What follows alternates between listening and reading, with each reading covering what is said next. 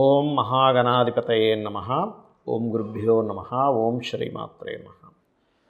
అరుణాం కరుణాతరంగితాక్షీం ధృతపాశాంకుశపుష్పబాణచాపాం అనిమాదిభిరావృతాం మయూకైః అహమిత్యేవ విభావయే భవానీం. శ్రీమాత్రే నమః.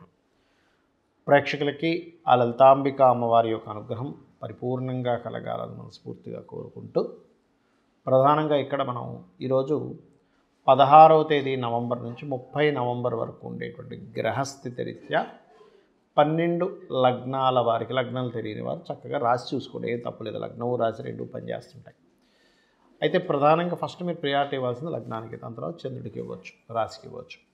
వారికి ఎటువంటి ఫలితాలు జరగనున్నాయి, ఏ విషయాల పట్ల జాగ్రత్త వహించాలి ఈ 15 రోజుల పాటు, అలాగే ఉన్నటువంటి గ్రహస్థితి ఏమిటి అనేటువంటిది కూడా చూసుకున్నట్లయితే, మీనంలో శని వక్రించున్నాడు, 28వ తేదీ నుంచి వక్రగతి పోతుంది. కుంభంలో రాహు, అదేవిధంగా కర్కాటకంలో గురువు వక్రించున్నాడు, కేతువు సింహంలోని, మరియు అదేవిధంగా చంద్రుడు కన్య నుంచి మీనం వరకు సంచారం జరుగుతుంది. అయితే ఇందులో రవి శుక్రులు తులారాశిలో ఉంటూ, రవి 17వ తేదీ నుంచి మారిపోతున్నాడు.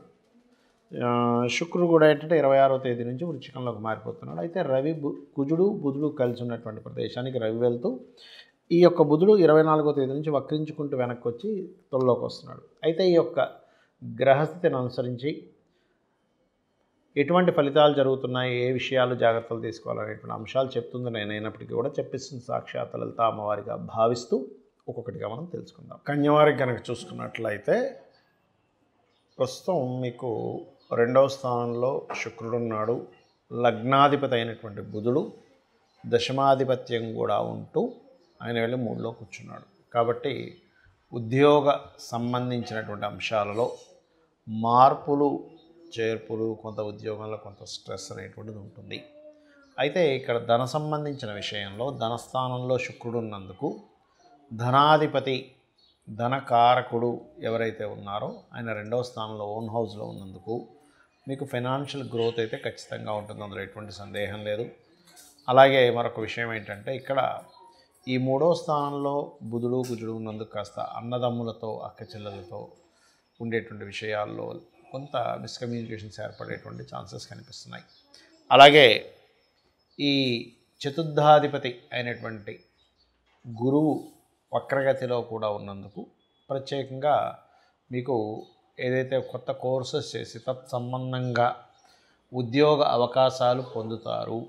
అలాగే 6వ స్థానంలో ఉండే రాహు 6 వైపు వస్తున్నటువంటి శని మూలంగా కాస్త శత్రువుపై జయాన్ని కలిగింపజేస్తుంది. కాకపోతే కొన్ని వివాహ సంబంధించినటువంటి విషయాలు దగ్గర దాకా వచ్చి కొంత మార్పు చెందడం, అదేవిధంగా 2వ వివాహం కోసం ఎవరైతే ప్రయత్నం చేస్తుంటారో ఆ యొక్క ప్రయత్నం సఫలీకృతం అవ్వడం అనేటువంటిది బలంగా చూపిస్తుంది.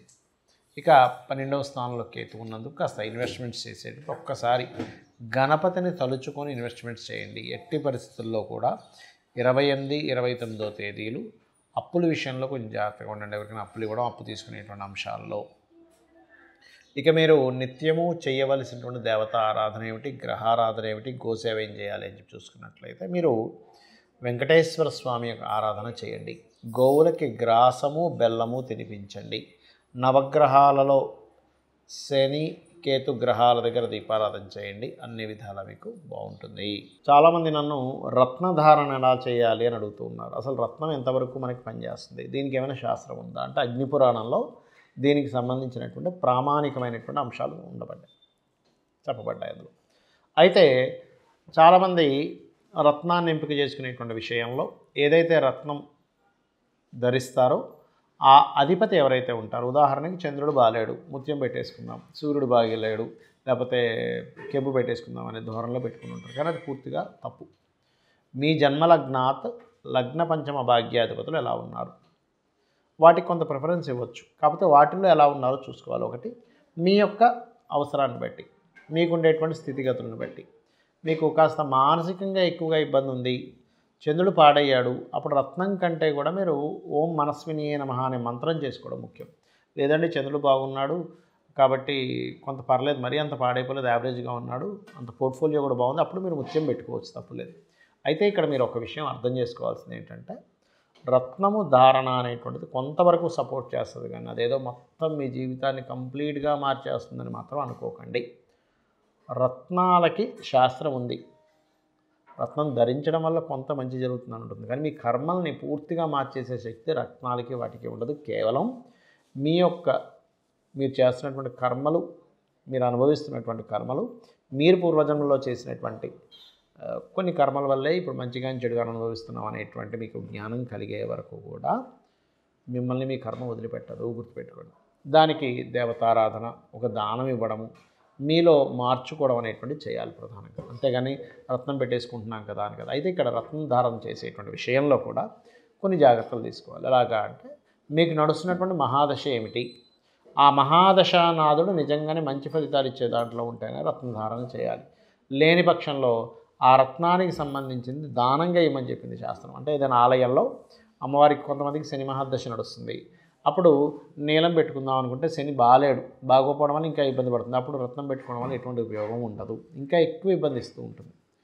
ఎందుకంటే అదే రత్నాన్ని, నీలాన్ని తీసుకెళ్ళి మీకు దగ్గరలో ఆలయంలో ఉన్నటువంటి అమ్మవారికో అయ్యవారికో ఎవరికో ఒకరికి వాళ్ళ హారంలోనో గాజుల్లోనో రకరకాల వాటిలో ధరింపజేయడానికి అన్నట్టుగా నువ్వు ఇవ్వగలిగితే అప్పుడు మీకు బాగుంటుంది, గుర్తుపెట్టుకోండి. అలాగే మరి కొన్నిసార్లు ఆరోగ్య సంబంధించిన సమస్యలు ఉన్నప్పుడు కెంపు ధరించవచ్చు అంటారు, కానీ కెంపు ఎలా మీ జన్మజాతకంలో రవెలా ఉన్నాడో చూసుకోండి. అదేవిధంగా కొంత మనిషిలో అంటే కొంత పుష్టి రావడానికి, కొంత గురుబలం పెరగడానికి కనకపుష్య రాగాన్ని ధరిస్తారు. బిజినెస్ ఇంప్రూవ్మెంట్స్కి బుధుడిని ధరిస్తారు, అంటే పచ్చ ధరిస్తారు. అలాగే కొంత ధైర్యం పెరగడానికి, మనిషిలో ఒక రకమైన ఫైరీ నేచర్ పెరగడానికి, అదేవిధంగా కొంతమందికి కుజదోషాలు ఉంటే కూడా కొంతమంది ధరిస్తుంటారు. కానీ ఇక్కడ దోషం ఉంటే ధరించడం కాదు, ఆ గ్రహం బాగుంది, ల్యాండ్స్ మూలంగా మేము ధనం పొందాలనుకుంటున్నాము, అప్పుడు మాత్రమే కుజుడికి సంబంధించినటువంటి పగడం ధరించాలి. అదేవిధంగా వైడూర్యం, కొంత వైరాగ్య ధోరణి ఉన్నప్పుడు పోవడానికి, కొంత ఆధ్యాత్మిక ఇది పెరగడానికి వైడూర్యాన్ని, మీకు రాహు కనుక బాగున్నట్లయితే పర్టికులర్గా గోమేధికాన్ని ధరించాలి. అయితే ఇక్కడ ఏంటంటే మొట్టమొదటిగా మీరు అర్థం చేసుకోవాల్సింది, రత్నధారణ చేసేటప్పుడు మీకు ఆ ప్లానెట్ యొక్క పరిస్థితి ఎలా ఉంది, పాపకత్తిలో ఉందా, శుభకత్తిలో ఉందా, మంచి పోర్ట్ఫోలియో ఉందా, మీకు అసలు అది అవసరమా లేదా అనేది చూసుకోండి.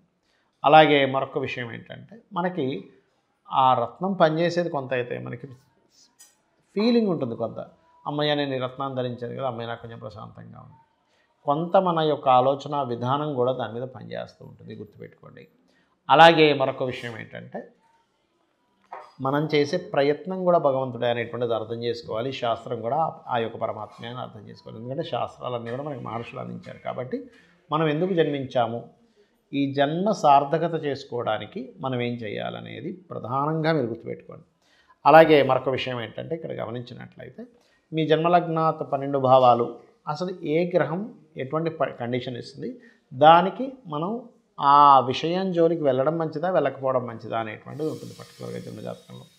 కాబట్టి ఎప్పుడైతే మీరు ఆ జన్మజాతక చక్రరీత్యా మీరు ఏ ప్లానెట్ బాగుందో దానికి సంబంధించిన వ్యాపారం చేయడము, దానికి సంబంధించినటువంటి ఉద్యోగం చేయడము, దానికి సంబంధించినటువంటి విద్య అభ్యసించడము, తత్సంబంధించిన ఇన్వెస్ట్మెంట్స్ చేయడము, అది ఎప్పుడైతే అనుకూలంగా ఉందో ఆ సమయాల్లో వివాహాలు చేసుకోవడము, మీకు విదేశీ యోగం ఇస్తున్నట్లయితే మీ యొక్క ప్లానెట్, మీ యొక్క జాతకము, అప్పుడు విదేశాల కోసం ప్రయత్నం చేయడము, ఇన్వెస్ట్మెంట్స్ చేయడము, ఒక గృహం కొనుక్కోవడము, అది ఏ దిశలో కొనుక్కోవాలి, ఇవన్నీ చెప్పేదే శాస్త్రము. ఇవి ఖచ్చితంగా పనిచేస్తాయి, దాని యొక్క ప్రభావం కూడా ఖచ్చితంగా బాగుంటుంది, అందులో ఎటువంటి సందేహం లేదు. ఇక మీరు ఏదేమైనప్పటికీ కూడా జాతకం ఎలా ఉన్నా లేనట్లయితే మీరు ఉన్నటువంటి ఇల్లు వాస్తు అంటే మారలేని స్థితిలో ఉండి వాస్తు బాలేని ఇంట్లో ఉన్న ఒకటి మాత్రం గుర్తుపెట్టుకోండి, అమ్మవారి పాదాలను ఆశ్రయించి ధర్మబద్ధంగా మన పని మనం చేసుకుంటూ వెళ్ళిపోతుంటే అమ్మవారే మనల్ని చక్కగా ఒక తల్లిలా కాపాడుతుంది. శ్రీమాత్రే నమః.